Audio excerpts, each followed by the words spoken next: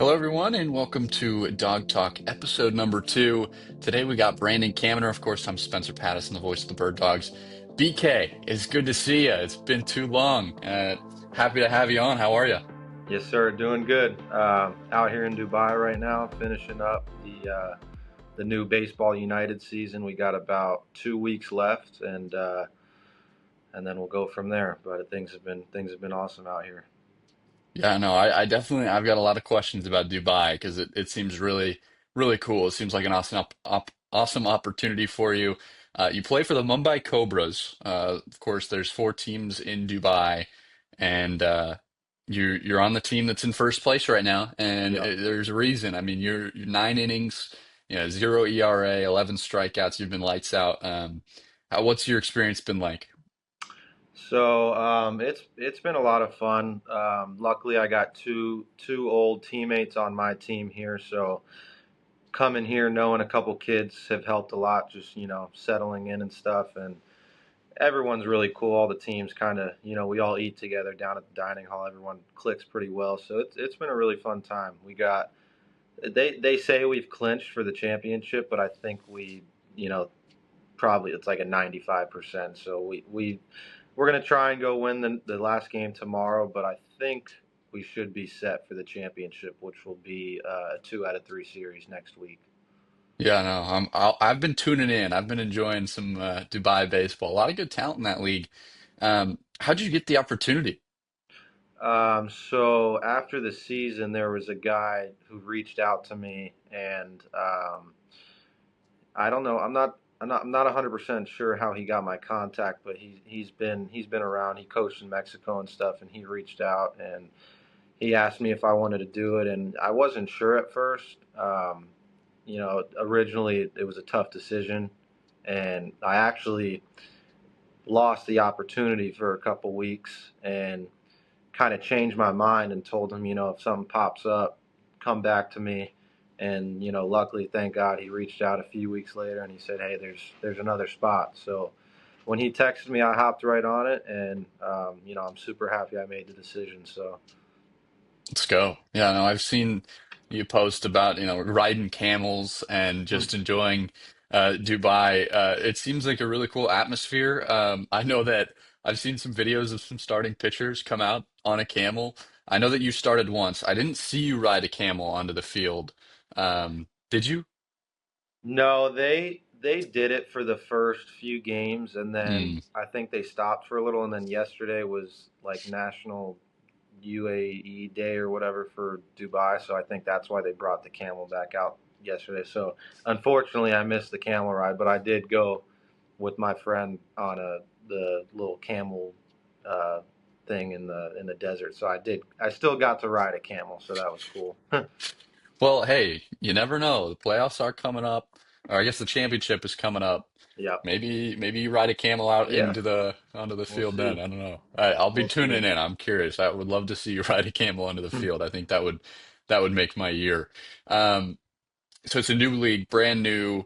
I know there's a lot of big name investors in the league. I'm pretty sure Yeah. the general manager of the Mumbai Cobras is Adrian Beltre, or Adrian Beltre has something to do with the league. I know Yeah. you pitched to him, or he was in the box while you were pitching a bullpen. Yeah. Yeah. That was pretty cool. I love that. That's super awesome. What's the competition level like out there?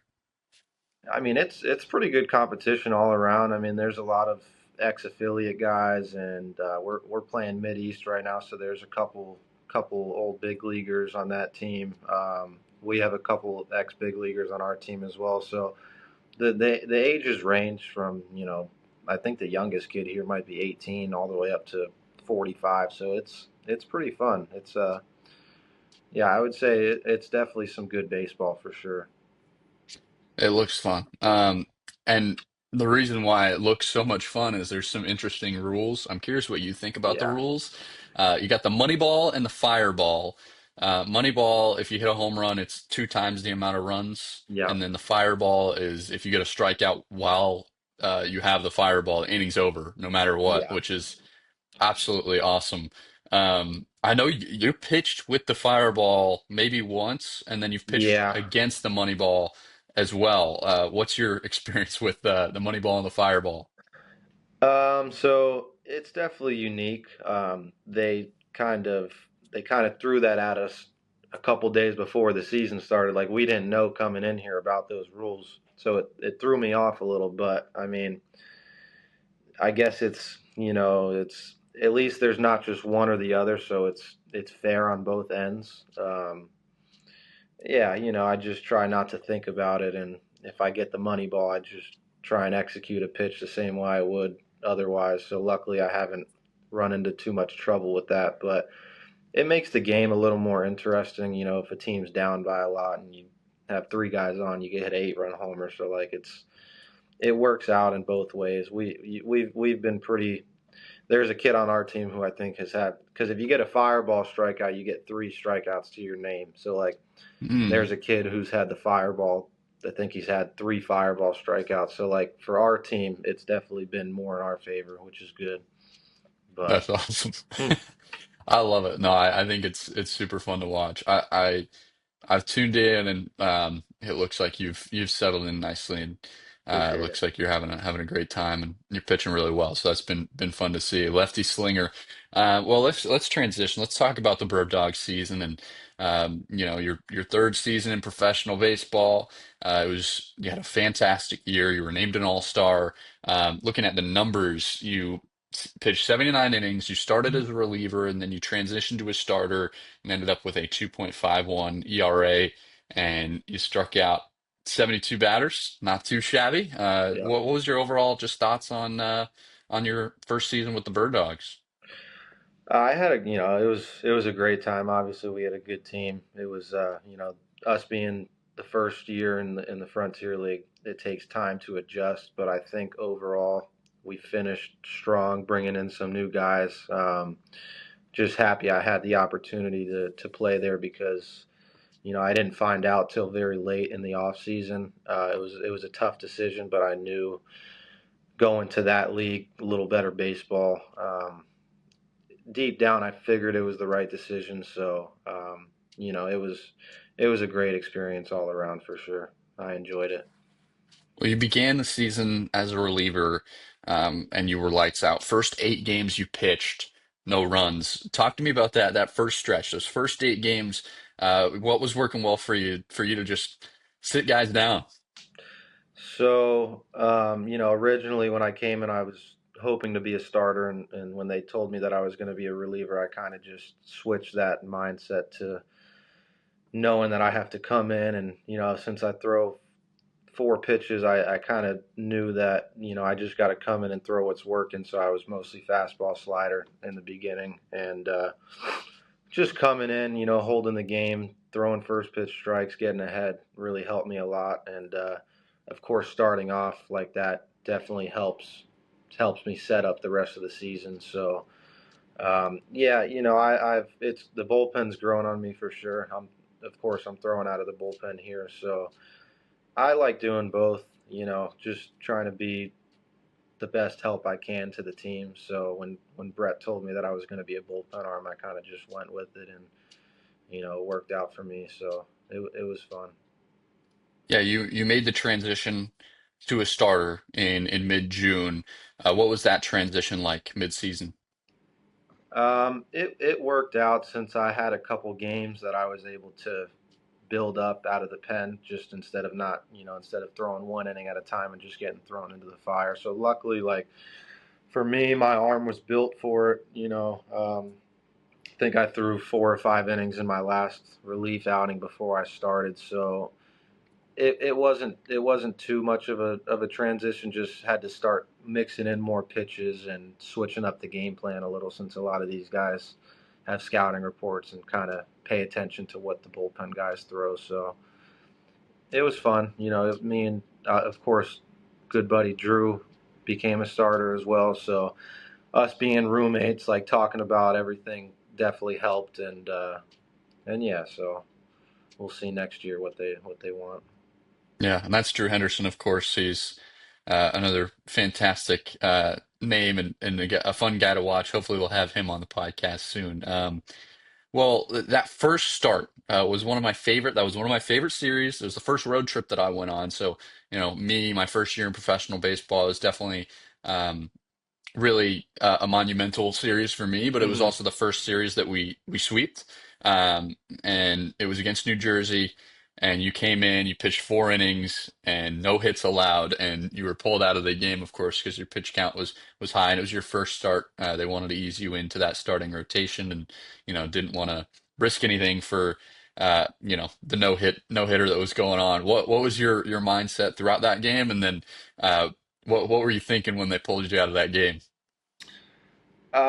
You know, coming out with no hits obviously is never the most ideal thing, but I knew I didn't have 100 pitches in the tank that day, so I kind of went into it knowing I was probably only going to throw 3 to 4 innings that day. So, and I think we took a no hitter into the eighth that game, if I'm not mistaken. Yep. So we were, it would. I think there were a couple games where we were pretty close throwing a no hitter as a team. So that was cool to see us get that far in a game, coming close to a no hitter. So that was definitely a good series for us to kind of pick the team up a little and get on a nice little winning streak. That was a really fun series. The amount of home runs that were going out. Of course, New Jersey, a ballpark where if you just put the ball in the air out to right field, as long as it's Yeah, higher than 40 feet, it's gone. yeah, Pino and Tapia absolutely lit it up that series. That was a lot of fun to watch. Of course, Drew Henderson got his first save in that series as well. That final game to clinch the series. He or the series sweep. It was yeah, 3 strikeouts in the ninth save. That was one of my favorite moments all season too. yeah, yeah. He was electric that game. Um, of course, you had a lot of success in the first half of the season. You continued it in the second half, but you were named an All-Star mid-season. What was it like to find out that you were an All-Star and that you were heading up to Tri-City? Yeah, that was really cool to see. One of my goals before the season was to actually be an all-star. So like just to see that I was able to reach that goal and have that go to Tri City and do all that stuff was really fun for me. Great time, met a lot of good people over there. Great field as well. So that was definitely one of the more fun experiences during the season for sure. Yeah, you ended up getting the win in the All-Star game, which was Yep. super cool. Super cool to see out there and just shoving like always. Um, I'm curious. I want to know your side of the story. Uh, of course, the other All-Star from the Bird Dogs was Stephen DiTomaso, an Hmm. outfielder, and kind of last minute he got thrown into the home run derby. Of course, you were right there with him the whole time, and he ended up winning it, which was Yeah. just electric. He wasn't really a big home run hitter during the season, and he comes in and not just winning. He didn't just win it. He absolutely demolished the competition, hit a Yeah. ridiculous amount of home runs. What was it like to be there every step of the way, from him finding out he was going to be in the home run derby to him winning it? So I was next to him in the car when he got the text, and this was like a few hours before the home run derby, and he wasn't sure if he wanted to do it, and I was just telling him, you might as well. You don't have anything to lose. He's a strong kid, so I figured if he got hot in the home run derby, he might be able to win it. And like you said, he's not a huge home run guy, more of a base hit, get on base kind of guy. So it was cool to see him win that because he was probably the underdog in that home run derby. So yeah, that was a lot of fun. Yeah, you were you were getting him water between rounds, and of course celebrating with him after the fact, which was just so Yep, fun to watch, and then going straight into the All-Star game yep. afterwards. Definitely an awesome day for the Bird Dogs and for both of you. That's always a fun story that I just wanted to know your side. I love it. Yeah, you had a lot of good relationships. Of course, Steven being one of them. It seems like the team really meshed well. We had Danny on a couple of weeks ago, and Danny Beal was saying that, everyone got along, everyone had a good time, and it was a really just good team. I know you were good buddies with Drew Henderson, but what was it like being on a team that just connected so well? I mean, it was, we had a lot of guys in spring training, so we didn't know who was really going to be on the team. I know it's tough for coaches to release certain guys. We had a couple guys, King, who got hurt, who probably would have been a big piece for us. So once we knew, what the team we had was, everyone got together pretty quick. I think it helped living in the houses together, so we were able to hang out a lot and stuff. And overall, I think we had a good. Of course, the record doesn't say how our season went, but I think we went on some good stretches that could definitely show some flashes for next year. And I think like I said, I think we finished strong with the guys that we brought in. Hopefully, we'll bring in most of those guys next year and kind of just build off stuff like that. Yeah. What was some of your favorite, I guess, what was your favorite road trip that you went on? Um, I would say probably Canada. I think that was a pretty good time playing in Quebec. Of course, they have a super cool stadium, a lot of good fans. Um, Very nice area. I haven't been to Canada before. That was my first time, so I'd probably say that road trip, just getting back together with the guys after the All Star game and kind of going from there. Yeah, longest road trip of the year, week and a half. It Yep. won't be the longest this year. We got a 2 week long road trip in July, which will be a blast. Um, Quebec is kind of a favorite for everybody. Everyone picks Quebec, of course. Why wouldn't you? Sold out crowd, and Yep. of course they win it every year, 4 years in a row now. So they're really a fun team to watch. But yeah, no, that was a fun road trip for sure. One of my favorite was the final road trip of the season. We went to Lake Erie in Washington. Um, and one of my favorite moments with you, it was in Lake Erie. Um, there was a Costco right behind our hotel. Hmm. So we went down. I went down with Jackson Hicks. We were going to Costco, and he had a Costco card. So I was like, perfect. We'll go get some food. Um, and Costco food's great, but we weren't able to get in because this Costco card wasn't working. So I was like, dang, man. So I ended up walking away, and there you are with Christian Adams. I'm like, do you guys have a Costco card? Christian was like, maybe. Like, I don't know. We're about to find out. So I turn around and go right back in, and lucky for me, I was really craving that Costco pizza. Christian Adams had a Costco card, and then we ended up walking and get samples, pretty much every sample that Costco Yep. had. We had to try them all. Do you Yeah, remember? that Did was you have a fun. favorite sample that time, that day? Trying to Honestly, I remember think what they had. they had like a little brisket Oh, yes. frozen meal. That was so good. I remember that actually. I remember exactly Yeah. where it was in the Costco too. Yeah, that was funny. I mean, obviously when you're on the road, you don't have the stuff that you're able to eat at home. So like going around getting pizza and smoothies and samples Oh is yeah. always good to fuel the body.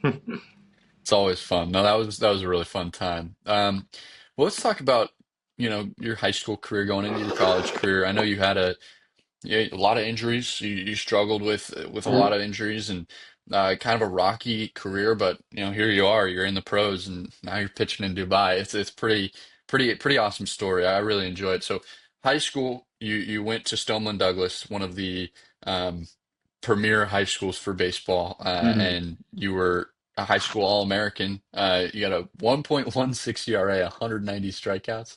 I don't know if that was your senior year or That might throughout. have, yeah, I think that was junior and senior year together. Right. Okay.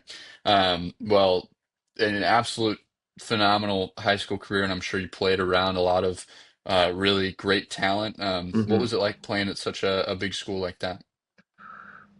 So yeah, it was, I didn't play on varsity till my junior year just because we were always loaded with guys, which kind of sucked for me because I wanted to be the kid who maybe was one of the younger guys playing on varsity, but I knew I would get my shot eventually. And yeah, I played with some kids who are in the big leagues now. Jesus Luzardo was one of the guys. So pitching behind him, being another lefty, like it was cool to learn certain things from him. And then he went down my junior year with Tommy John, so I was the two, so I got bumped up to the one, and luckily, things we still had a solid team. We knew it would be tough, but things went our way that year, and that was the first year we won states, and I think Douglas has won maybe 5 or 6 times since that. So they're just after that they kind of just took off. But that was a fun, super fun year because it was a lot of close games, a lot of things that had to go our way, and yeah, and then my senior year, same thing. We just came up short in the regional finals, and unfortunately, we didn't make it that year. But it was definitely a good spot to be in for my high school career for sure. Did you hit it all? I stopped hitting my junior year because Okay. I got surgery on my pinky playing football, and at that like being a lefty, I kind of knew like pitching was probably gonna be my chance to play college and stuff. So yeah, my hitting days were over when I was young. Were you a good hitter at all?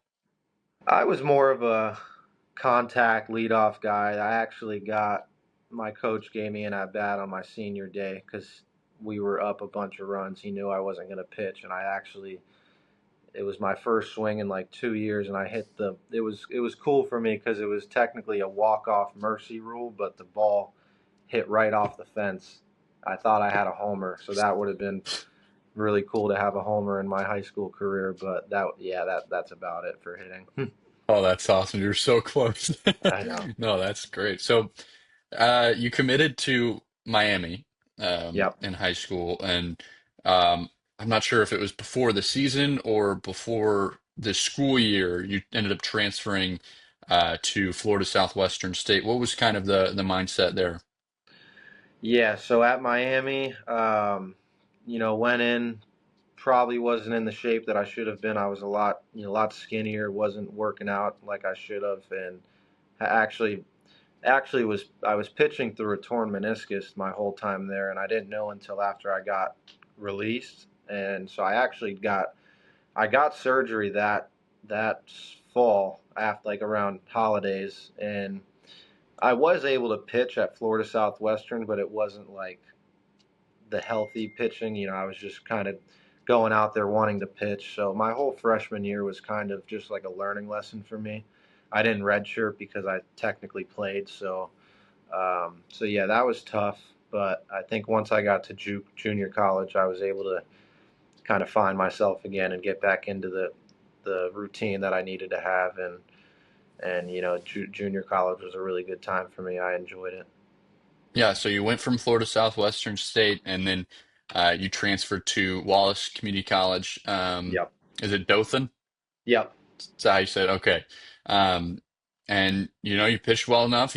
Your sophomore year, 68 strikeouts, 9 walks, great command, and then you got eyes on you from LSU, and that's where you spent the next 2 years. What was it like hmm being recruited out of junior college to a big SEC school?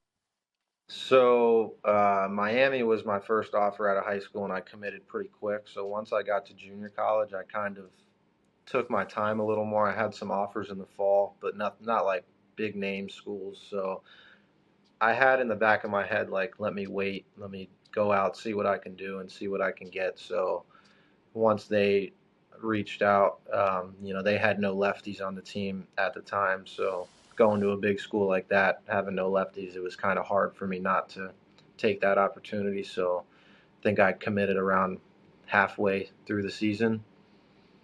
That's So, awesome. I know you're a big Tiger fan now, so you've been keeping up with LSU every year, and oh yeah. spent 2 years there. What was it like while you were there? Yeah, LSU was a great time.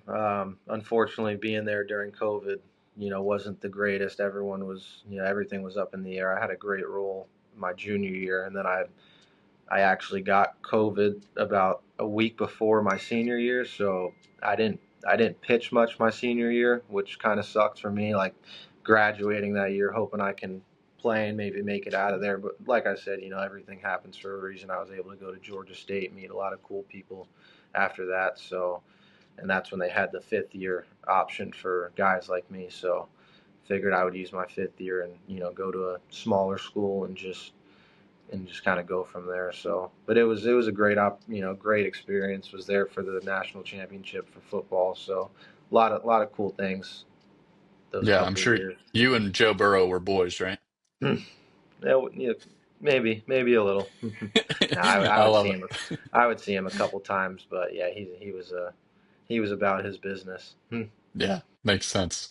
So you went from LSU, you went to Georgia State for that final year of college, your graduate year, weekend starter. You were a really solid pitcher, and then able to get some professional opportunities after the fact. What was your final year of college like? Final year of college, I everything was we had a solid team, not for being a big school. I'm not sure how many starts I had, but that's when I started having my bone spur deal. So I had to take some time off, and then I was able to come back for the end of the year and pitch somewhat healthy. And then I did that draft league for a couple weeks, and then I knew I probably had to get surgery during the draft league, but I was good enough to pitch through that, and then that's when I got the surgery after. So I had surgery in I think October of that year. So the indie ball season comes up quick. So when I went out, I actually was trying to get on the Schaumburg team, and I got released, and I just realized I was like, this is pro ball. I wasn't ready, so it was kind of like a slap in the face to keep going, and luckily I got an opportunity in the Pioneer League, but I actually had to wait a month for that. I was staying in a host family in Chicago because if I went home, I would have just been so far from everything. So it was a tough time, but things like that, looking back on that and then seeing me in Dubai, like I know all that stuff happens for a reason. It makes you a better person, better pitcher. So Yeah. yeah, that first year was definitely tough for me, but luckily since then I've been pretty good throughout the way. Not too big injuries. Starting to learn like what works for me and stuff. So Yeah. Yeah, that first year of pro ball going to the Northern Colorado Owls, and of course Pioneer League is just such a hard league to pitch in, yeah, especially in Colorado with the elevation. Um, so of course, like you take all of it with a grain of salt, and of course I don't remember exactly what the league average ERA was, but it was 5 or 6 this year, I think. yeah, So you just can't really look at it and be like, oh yeah, it's a high ERA or whatever, because yeah. it's really not. But that first year in Northern Colorado, you're coming off an injury. It's your first year of pro ball. How long did it take you to kind of get settled? So yeah, that league starts a little later than the others. So by the thing is when you're hurt, you're trying to do things that might not work for you. Your mechanics get a little out of whack. So it took me a little to figure out like where I need to be with things. So it's tough when you get out there, you try and do things and you think that it's going to work in game, and because once the work is put in the off season, so once you get out there, you gotta play with what you have. So like you said, it's definitely a tough league to pitch in. The ERA, yeah, if you have the 4 ERA in that league, it's probably like a 2 in the Frontier. So, but I've had actually my coach, my roommate here played with me as well on that team, and our coach is one of the pitching coaches here for one of the teams in Dubai. So he's a great dude. Son played in the big league, so he's helped me out a lot since that. So I'm thankful for him taking a shot on me and kind of just helping me out throughout those couple seasons. So Yeah, it's got to be nice going to Dubai with, people that you know, and especially a pitching coach that's already worked with you before and kind of yeah, knows how you work, and being able to just get back into those you just pick right back up where you left off, yep. which I think is really great. You returned to Northern Colorado for the 2024 season, and you were dealing with some injuries that year too, correct? Yeah, so I was pitching in it was like the last scrimmage before the regular season. I probably would have been one of the starters, and I actually strained my lat, and I didn't know how serious that could be. And I tried to pick up a ball throw, and it just did not feel good because you need those muscles for pitching. And unfortunately, in that year there wasn't an IL, so I wasn't getting paid at the time. So it was like, okay, do I go home or do I try and rush back and get back out there? So like I was able to get out there for an inning at a time, but it wasn't like the clean innings that I wanted. But that off season, I had a great off season. I was ready to go. It was just something unfortunate that happened. So I might have threw like 30, 35 innings. It just, wasn't what I wanted. So that's when I really went home and switched up some things in the gym and really, put my head down for those next few months and just hope that a team would take a chance on me. And luckily, Brett reached out right before the season. So, Yeah, I mean, of course, it's all unfortunate. You don't want it to happen to anybody, but it all makes for a really, really awesome story, and yep, it sets you up for a great comeback, and that's yep, exactly what it did with the Bird Dogs having a phenomenal year. And you had a year, with very, very minor. I think you maybe had some minor injuries or pretty much, a clean sheet. At yeah. least you came into the year at 100%. Um, what was it like having a full year with, you know, nothing major? You have a good year and you're just healthy. Yeah, it was good for me to see that I'm still like good enough to play the game. Baseball takes a little luck, I think. So like you really just have to take it one day at a time. Obviously pitching's very stressful on the body, so just making sure I'm getting my recovery in and all that type of stuff, and just praying everything works out. And luckily, like you said, was able to go throughout the whole season with nothing major and finish. I think I threw just about the amount of innings that I threw in the last 2 years, so that was cool for me to see, knowing that I still had that in the tank. So Yeah. No, I love that. I think that, your story's awesome and the way that you just pursued and kept going and never gave up is really awesome. And I think I give you a lot of credit for that. appreciate it. Of course, now you're pitching phenomenally in Dubai and the Baseball United and championship coming up soon. You got one more regular season game. Yep. Of course, that 95% chance, like you said, to make the championship. So you're going to Yeah. go battle tomorrow and then about a week to go until the championship to rest Yep. and enjoy Dubai before you Hmm. play the championship, hopefully.